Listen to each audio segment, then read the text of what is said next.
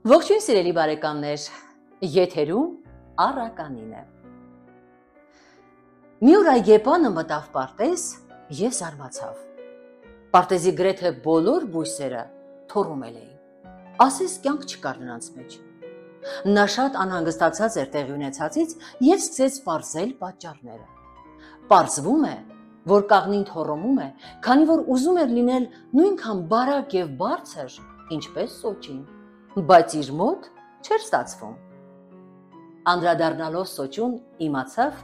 որ նա չորացել է, քանի որ խաղողի պես չէր կարող պտուղներ տալ։ Իսկ խաղողը պատմեց, որ մարում է այն պատճառով, որ չի կարող ծաղկել այնքան գեղեցիկ, որքան մանուշակը։ Այգեպանը շատ նեղվեց։ Նա նստեց մի քարի վրա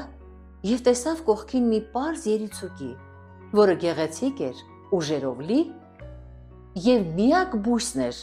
որը չէր մահանում։ Նա հարցրեց, թե ինչու՞մն է իր գաղտնիքը։